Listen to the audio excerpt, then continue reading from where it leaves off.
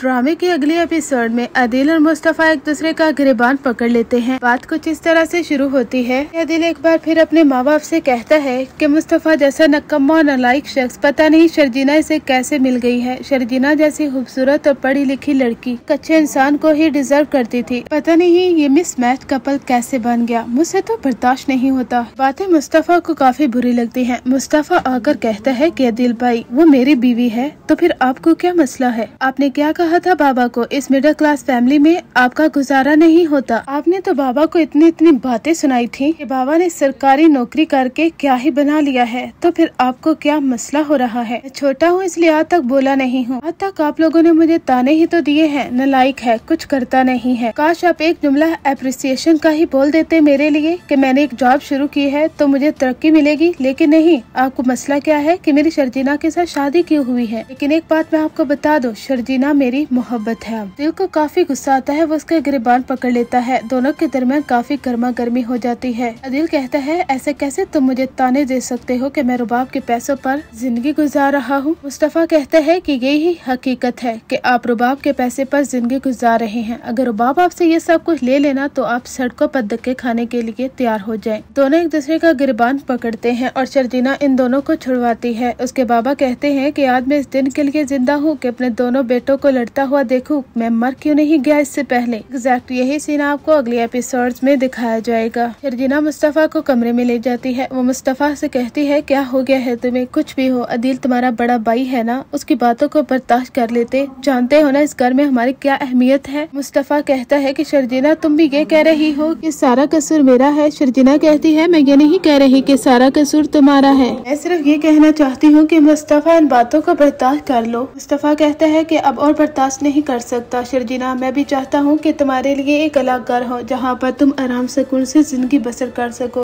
तुम्हें सारी खुशियाँ मिले। अब मुस्तफा घर छोड़ने का फैसला कर लेगा। वो कहता है कि मैं इस घर में अब नहीं रहूंगा, ये घर छोड़कर हमेशा हमेशा के लिए जा रहा हूँ। उसकी अम्मी कहती है कि सड़कों पर धक्के खाओगे ना तो वापस पलट कर इसी घर में ही आओगे, देखते हैं कि कब तक सड़कों पर रहते हो। शर्जीना कहती है कि मुस्तफा मैं तुम्हारे साथ जाऊंगी। अब लोग काफी हैरान होते हैं। मुस्तफा कहता है शर्जीना वापस चली जाओ, मैं सड़कों पर धक्के खाऊंगा तो क्या तुम भी धक्के खाओगी? शर्जीना कहती है कि हाँ मैं भी धक्के खाने के लिए तैयार हूँ, तुम मेरे शोहर हो, मैं तुम्हें ऐसे कैसे अकेला छोड़ सकती हूँ? हम दोनों ही मिलकर स्ट्रगल करेंगे। हाँ मैं जानती हूँ कि तुम मुश्किल फेज से गुजर रहे हो, लेकिन मुझे तुम्हारा साथ चाहिए, तुम्हारे बगैर मैं कुछ भी नहीं हूँ। मुस्तफा तुम्हारे साथ जब मैं होती हूँ तब ही मुझे हिम्मत मिलती है, इसलिए मुझे अकेला छोड़कर मत जाओ। अब मुस्तफा और शर्जीना दोनों बाइक पर बैठ जाते हैं और एक खूबसूरत सफर का आगाज करते हैं। अब दोनों काफी ज्यादा स्ट्रगल करने वाले हैं। मुस्तफा अपने गेमिंग करियर को आगे बढ़ाएगा और काफी बड़ा बिजनेस करेगा।